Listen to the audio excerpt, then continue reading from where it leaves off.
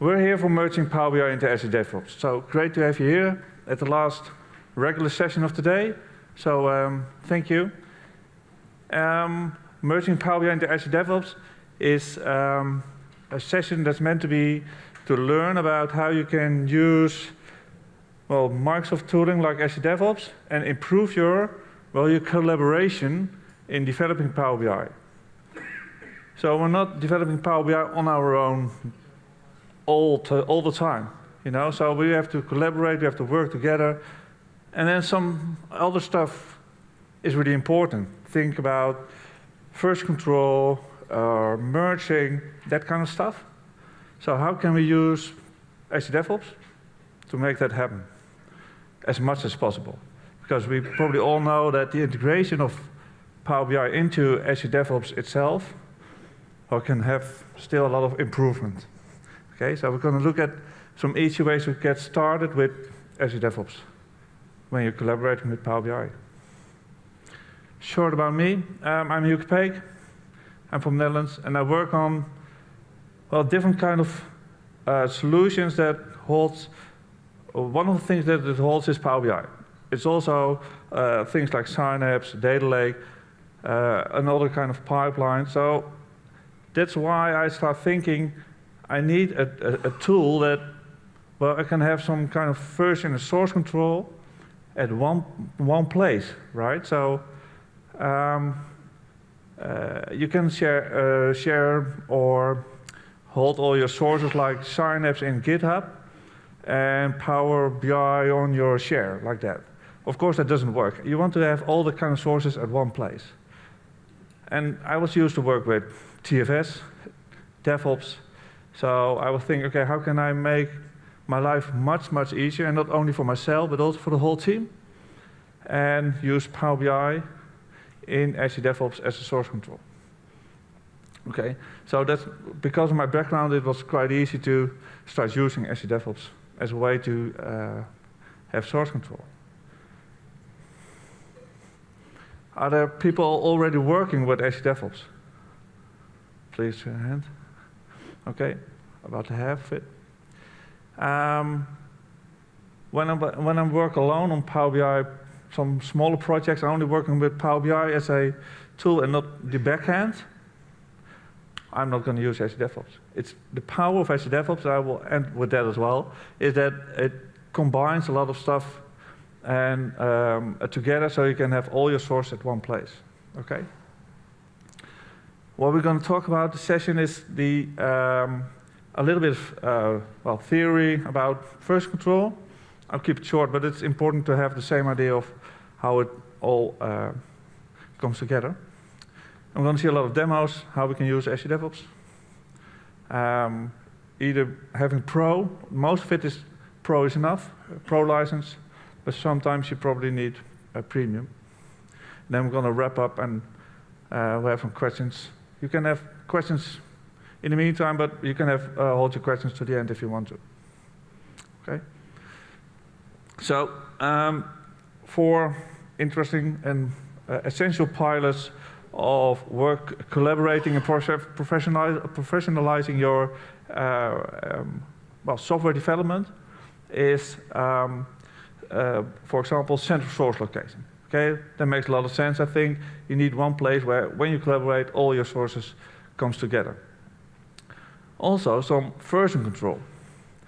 You want to go back in time if something is broke. You want to know when some changes are made, and you want to go back in a previous version if something is broken or doesn't perform very well anymore. Okay, so that's a good reason to have some kind of version control. Those are the two basics we, most of the time, always try to have at some level. And track and merge changes is something, very difficult with Power BI, but still very interesting to have. So you need a way to see what has changed, not only the previous version, but also compare stuff, what has been changed between the first and this version, and what causes the error, low performance, or something like that. And merging the changes when you're working together on the same piece of code and then it has to be merged to one single version. Well, that's really hard, okay? Especially with a binary desktop Power BI file, desktop file. But that's something that's, if you want to professionalize it, you want to do that as well. So hopefully at some point we can do that. And last but not least is the deployment. Okay, so we want to make it easier for us, not making mistakes, doing a lot of manual steps, and to make sure that we have a really reliable way of deploying all our stuff. You know, so when we make changes to, for example, the backend, like the ETL processor, but it also affects the data mart and the Power BI files, we want to deploy it at once. Okay, so in that case, you want one tool where you can combine all those artifacts and then deploy it to one location, to your deployment location. Okay, so those are the main topics and that we're going to discuss here. So first, let's have a look at all the ways to do it without Azure DevOps. Okay, as a central source location, we can use a share. Of course we can. Or in the beginning I did that, but that was quite a long time ago. Every production version I saved on a file share. We could also use things like OneDrive or SharePoint. And then in that case, you also have versioning with it. So I hear a lot of, especially the last few days here, a lot of people saying, yeah, I'm using SharePoint, so at least I have some version control, okay? But that's all you have. Well, a central source location, sorry. You got those two things. That's it. You can go back in time. You can pick up all the version, but what has been changed? No. Okay, so, well, that's used a lot. And that's, of course, a valid choice, especially if you're only using Power BI. Okay, and tracking merge changes is more complicated because, well, we got Power BI with this BIM file. Probably most of you probably know it, but within Power BI you can extract the metadata. You can extract the data model and extract the BIM file. Okay, so and that's JSON. So you can read JSON, and everyone, even a lot of tools, and also as a DevOps kit, this is ALM toolkit, they can compare JSON, and you can see what has been changed. Over here you can see, okay, there's one column is hidden, is not hidden anymore. Yeah. So and from this ALM toolkit you can also deploy if you want to have some easy deployment. But when we talk about deployment, I would rather look at something like Table Editor or other tools to deploy without using Azure DevOps. So you can deploy to your workspace. So you make change to your data model, you go to external tools, go to Table Editor, and then you have your the option to deploy to a workspace. Okay, so you use the XML endpoint for this, and it needs to be premium. So there's probably some disadvantages, or well, at least extra costs. And also be aware when you do this, it's you cannot download the PBX anymore. Okay, so when you change data models from outside a PBX, then you cannot download it anymore. Hopefully that will change. But if you use datasets as a dataset and create reports on that dataset, and you keep developing on your data model using this kind of deployment, it is a really valid and reliable option.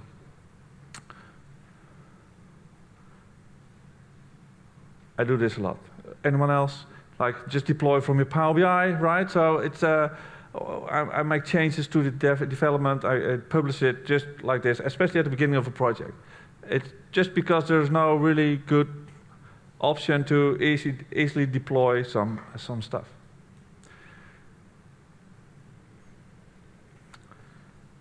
Using Power BI Premium, you can have also deployment pipelines. I'm not really going through the whole all the options of pipelines, but I want to talk about it a little bit because, well, you can automate, even more automate this as well. Any people using Power BI deployment pipelines?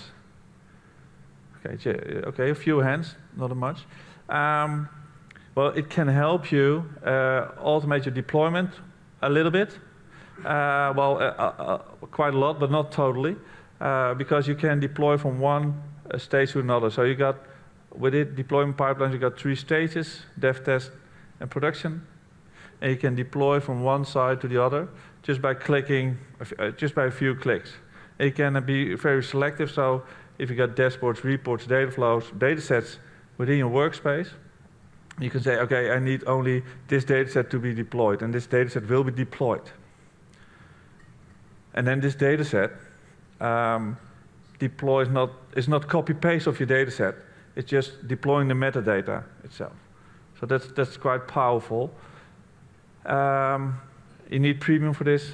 And if you want to test, like you see on the picture, well, the users need to be on a premium capacity, so either be free with premium capacity or also a premium user if the one who's creating the workspace is a premium user. And you need, well, when you deploy to, for example, to test, and you want someone to test reports, you need to publish the app as well. So there's some steps you can do to automate. Okay, and one other powerful feature, and that's really important when deploying it automatically as well, is that you can change the parameters. So if you have parameters in your PBIX with your data set, which corresponds to the server name or your database name of the source, you can change it within the Power BI pipeline.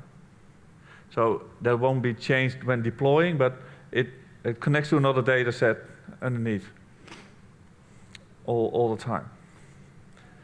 So when we're going to look at the few demos by merging the Power BI and the Azure DevOps, we're mainly going to look at some pro features, but there's also some premium. It doesn't matter what we are going to do all the time. We need something like service principal, probably be around many times this event. But you need a service principal, someone who does the job for you. Okay, you're not going to log in middle of the night. You need to automate it, so you need a service principal. In order to do that, you need to do a few steps. First of all, you need a service principal to be created within your Azure portal. And this service principal, well, you need to give them a proper name so you know what it does, the service principal. And the service principal gets an ID, and you need to copy this ID, and you need to create a secret. Because with just some ID of a service principal, you're not going anywhere. You need to create a secret as well. When you have a service principal with a secret, you create a group. We don't particularly need to create a group, but it's always the best practice to create groups and assign permissions in a workspace to a group, or in Power BI in general to a group. So we add a group, we add this user to that group, and then within Power BI we say, okay, everyone can use, we can use Power BI admin API. So who can use the API? Well, at least service principal, that's what it says over here, of course, but we don't want to use or allow every service principal to be able to use the API. We want to control that kind of governance kind of way, of course. So we have the group where this service principal is in, give them permission to this API. We're almost done yet. One important step not to forget is we didn't give permissions to all the data. We gave permissions to the fact that they can use the API. So for depending on the workspace you want to use, you have to give permissions to that group as well. So don't forget to give them permissions. Okay? Let's go and have the demo.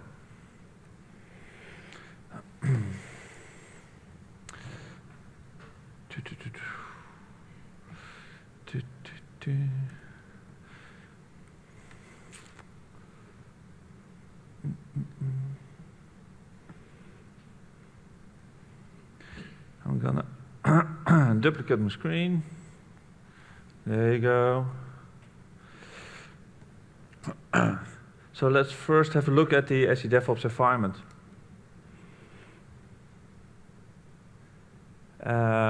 We got an environment over here. Oh, that's a little bit too far away. Let's go to the, I've got a project in Azure DevOps called Shop Sales App. We got a lot of stuff in here. Like you can, of course, within Azure DevOps using your backlog, like with boards and stuff. But we're going to focus in this session about with the repos and the pipelines. So if you look at the repos, and you see here a repo called website with a database, data model, and Power BI files. So you can also have signups in here to have all your resources gathered together at one place. Okay? And this is, of course, online. So we want, when we develop, we want to extract it and to our local machine, develop the stuff, and then publish it again to Azure DevOps. So we have Visual Studio for that. So let's check Visual Studio. And you see here the same. There you go. The same folder structure of what you saw in Azure DevOps. So I pull all the information to my local machine. And then I can go over here and say go to the local folder. So everything is on my machine, so I can just edit these files.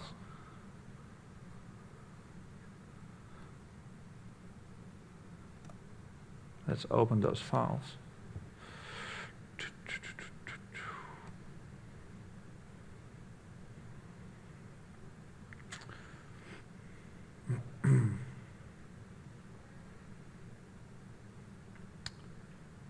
There you go.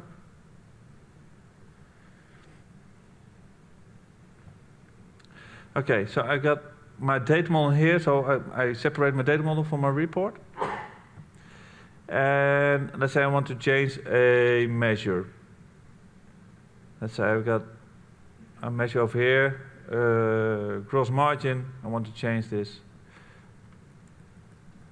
Of course, it's not the sales amount.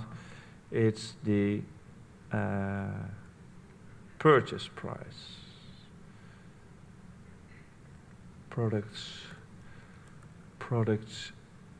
purchase price. There you go. So I changed this measure. Let's say I'm gonna hide something else to see what happens. Hide this column. There you go. Made some changes here. Save it.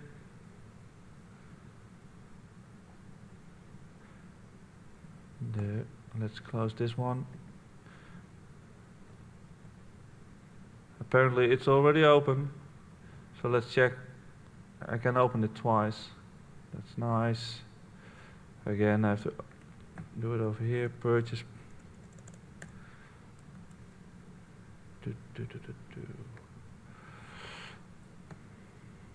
Don't save. There you go. Let's open that one again, and let's change this report first. And for example, I'm going to change something because I don't have the data model in here. I only have the reports. I split that one. So let's for example remove one of the filters. Save this. Of course, I want to save it. I think I have to do it one more time. Yeah, I do it one more time. That's okay. Product, purchase price. And save this. So I made some changes to PBX files, and because I use Visual Studio, I want to see changes over here. Okay, so in this way, the same way it works with other kind of codes. So if something's changed, it will be recognized by Visual Studio. This way, I only have to commit and push my changes. And let's go back to this place, and I changed 2 of these files. It has been changed just now, okay? Those are the 2 files. And what can we do with those files? Well, not much. We can see the history of the files, of course we can. We saw last commit. Can we compare? Well, yeah, not really. Okay, so we can download both files, but well, we have to compare. The same actually with the report where there's no data set. It's even less possible with this. So we have the same check-in of the same commit, but we cannot compare anything. So what if, let's close this one. What if we extract information from this Power BI file? Okay, so what I said in one of the slides, the Power BI data model, that's just, well, if you extract it, it's some JSON. That's pretty much it. So let's extract the JSON and then save it to our version control. So we can do more than just have some version control and some history. Okay, so let's go to external tools. I've got table editor over here, using the free version, table editor. And over here we can see all the artifacts within table editor. Okay, relationships, tables. Within the tables you got the columns and also the measures. So you got my changed measure over here. Right. So let's make this change. And well, if this was a premium workspace, I could deploy it from here. But okay. Now we're here looking how to get it to Azure DevOps. So let's save this to a folder. And this is again my local storage. And when I go over here, this is my local storage. It has data model in it. It's the same location. So it's the same location. I'm saving it to this folder over here. So it will be notified by Visual Studio again. Select this folder, data model. And now I'm just talking about the data model, right? So I'm not talking about the report visualization. Okay, that's not possible with this. Okay. Let's go back to Visual Studio. And hopefully it will notify some changes over here. Yeah, here you go. We got my gross margin, a really small red icon, and let's compare what I have changed.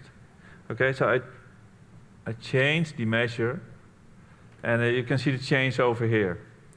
What has been deleted, what has been added, what has been changed. So if you can see it over here, that's fine, but this is local. So I'm gonna commit and push these changes.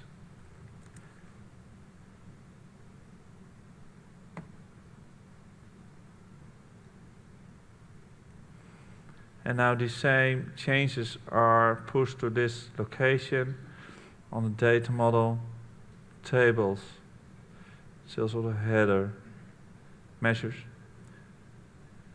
and gross margin.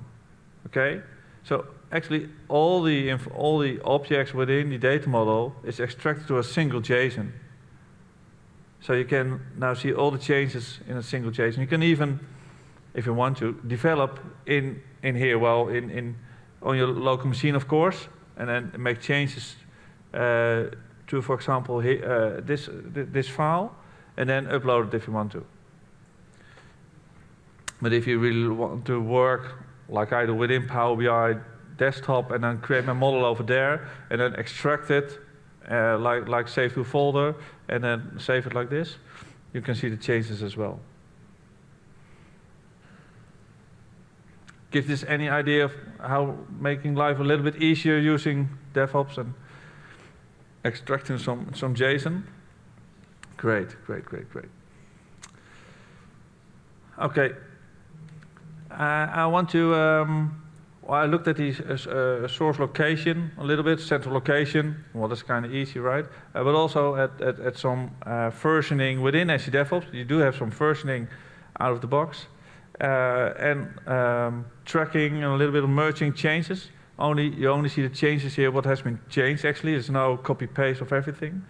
So that will help you a little bit, well, at least to have some version control. It helps you a lot with extra tracking changes, especially the last part. Okay, does this make sense to do it all the time? I'm not sure. Okay, because if you want to, especially the data model, P by X, I'm not sure about that, because you store data in your data model. You don't want to upload data to your DevOps environment every time again, right? So that's why the last part, this makes much more sense to keep in your source control, not all the data.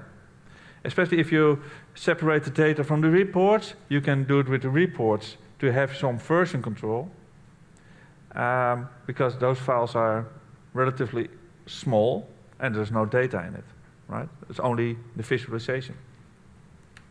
So now let's have a look at the deployment, how we can improve deployment, the deployment process actually. I've got another project over here. Different project, different solution. I've got a few PBX files. So what we have done, take that as a starting point from here. We have our PBX files stored in our Azure DevOps, and we want to deploy them to our workspaces. So I've got two workspaces over here. It's called United FC, Development and Production. So in this example, I'm going to develop and deploy them to development workspace, and after that I want to deploy it to the production workspace. Well, in order to do that, well, you need your service principal, okay, and PowerShell. A lot of things has been done with PowerShell here. So you need PowerShell to connect to the, well, you need some code. I like to use PowerShell to connect to the Power BI REST API using the service principal. By the way, all this code is stored in my GitHub, so it's GitHub Hylke Peek. You can go to trainings or, in this way, a presentation, and then you will find all this code you see over here. Okay, so in order to deploy something, you need to know what you want to deploy, where to deploy. That's the stage order in my case, a parameter, a file path, and if I want to data refresh. In my case, you can expand it, of course, but that's the basic what you want. The Power BI path. Please realize that's the path to your Azure DevOps. Okay. We're doing everything in Azure DevOps, so the path will be your Power BI, your DevOps environment. So you need to install a module. In the background, it will spin up a virtual machine. This virtual machine has no libraries in it, so every time again you need to install this library. There's some custom code to decide which of the workspace I'm going to go to depending on the staging order. I'm going to extract the name of the file, so that's going to be the report I'm going to deploy. Because I get the whole path, I only need the file name, which is data model sales or reporting global sales, that kind of stuff. And this is really important part, of course, is the way to connect to your Power BI REST API. It's even more visible without blue, but that part. Okay, so you need an application ID, which is the application ID in your of your service principal. You create a secret, and it gets a secret at the moment you create it, and it will be not visible anymore. At the time you create it, it's visible. You can copy paste it, and you have to store it at a secure location. Okay, so not at a SQL Biz demo, I know, but it's I'm gonna remove it anyway. But it's you have to save it somewhere secure. And then you can connect with the combination of application and secure password. You get a credential, and because we use this module over here, we can call these functions that is within the module. So in this way, I'm going to connect using the service principal, and I'm going to deploy a data set to a workspace. Or actually, I'm going to deploy a report to the workspace, or I'm going to refresh the data set within a workspace. So I need a workspace, which is called group over here. So I'm going to get the group ID of the workspace based on this name. And then I got a report as well. I got the report based on the name I picked up over here. Over here. Oh, so that's the things I'm going to use. And well, that's pretty much it. Okay, so I'm gonna if I want to let's take this one. If I want to refresh the data set, I'm going to build a new URL and execute a new command, actually a post command to refresh the data set. Just an example of what you can do more. There's a lot of things to find on the Microsoft documentation, what statements you can execute to make let things happen on the Power BI surface. Okay. I also have some extra code when you what I said with the pipelines. With deployment pipelines, you can have your parameters which are connecting to a certain database, either your dev, test, or production database. When you deploy it like this, you want to change, you can do this manually as well. So if I'm going to deploy the production, in my case it's just pro, I don't have that option. Within deployment pipelines you have that option, but here you don't have that option. So I'm going to manually change, well manually, and by code I'm going to change the parameter values. And that is what has been done over here. Okay, so it's going to change the parameter values, it's going to change the database name to something with prod on the end. That's what it's going to do. And first you need to be owner, so I'm going to take over the data set and then I'm going to deploy it. Okay? That's the script. That's how to deploy your data set. Now I have to actually create a pipeline to execute this code, of course. So let's go to my pipelines. I'm going to create a release pipeline. New pipeline. I'm starting an empty job. Stage deploy to test. First I'm going to deploy to test. There you go. I need some what they call artifacts.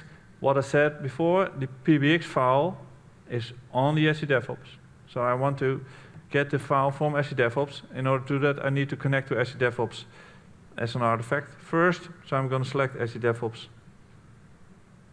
I mean, this project, deployment. I was working on the development branch. I've got two branches, I'm working on development branch. This is dev environment. Let's add this one. And now I can connect to this Power BI file on the development environment. Later on I'm going to connect to the production as well, so I'm going to add the production too. And this will be on the main branch, so I'm going to split that, of course. There you go. Add this one. So let's deploy to, I said deploy to dev, right? It needs to be dev. Here you go, dev. We haven't done anything yet except from creating a stage with nothing in it. So let's create a job, a step where we execute the PowerShell script.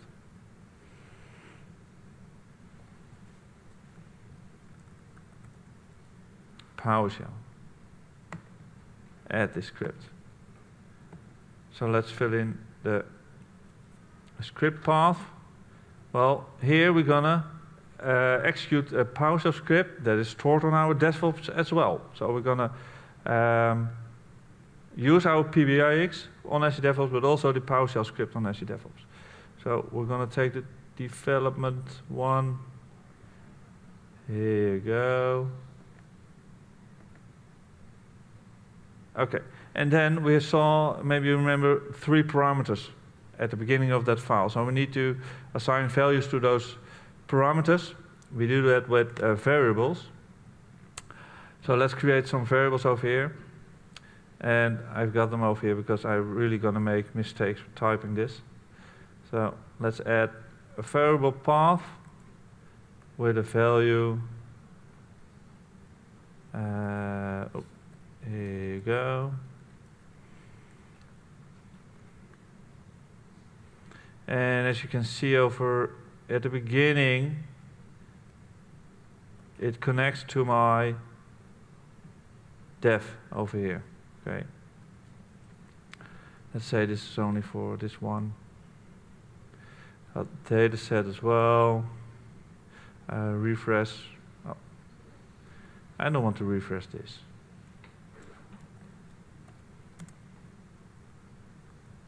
And I need this one.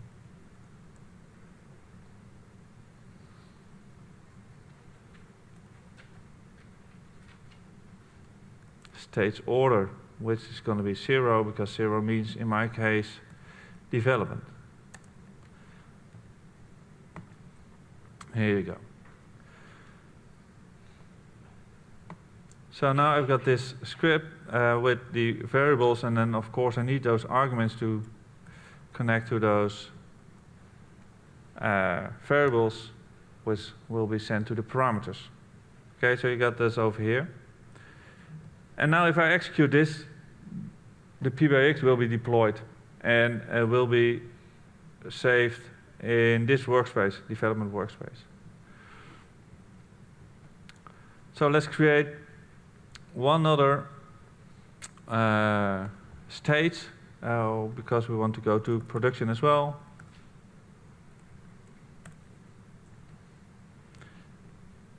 And then we have to have a few changes, because we have production, but we need to go to production, of course, to assign to the production artifact. And stage order is 1. Yeah, that's the correct one.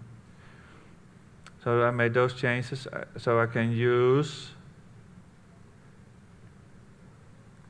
the same path here. So that makes really reusable of my code. So there's only one thing that's missing here. I'm getting the PowerShell for my main branch. I'm getting the PBIX for my main branch. So after development is ready and it's been deployed, I need to pull all the information from my development branch to my main branch. So I need to have a pull request. So let's add that one as well. And that's the last step we need to do. Pull request. Add this pull request. And of course it needs to be done first. And pull dev to main. Development is called target is main. Dev to main. I think this is, well, this is okay like this. Yeah. Don't have to autocomplete this. There you go. Okay. So now when the first one is finished, the to dev, then the other one will be executed, and then a pull request will be done. That means that on the repo part, the new version, this version of the development will be sent to main, and then it will be executed. So I'm gonna, well, save. Let's call this SQL bits pipeline. I can save it, and once it's saved, I can create a release. When the PowerShell is executed, I'm just gonna create it. If a PowerShell is executed, the VM will be starting, and it will take about 5 minutes. So in the end, a small thing like this, just deploying one file, it will take about 13 minutes effort, but it doesn't matter how much files you deploy. The deployment itself is really fast, but well, it has to spin up a virtual machine first. When you have Pro, this is a lot of things you can do. Okay, most of the important things you can do. Hopefully that gives you some idea of what you can do. With the if you have premium license, you have one more extra thing. Well, you got a lot of extra things, of course, but with the pipelines, you have some extra features with even automating that part. And I'm going to the repository. I'm going to show you some code over here. There's a lot of things are the same here, but here you have a deployment. You've got a pipeline. I'm going to show you, by the way. You got a pipeline with 3 workspaces. What I saw on the picture. Okay, so if I want to deploy from one to the other, I can use the PowerShell script as well. The one is over here. So instead of deploying a single file, I'm going to say, okay, I've got a deployment pipeline, and I want to go either from dev to test or from test to production. That's really what you want to do over here. And you can also be selective. Okay, so if you deploy over here, you can select what you want to deploy, and this can also be automated using PowerShell.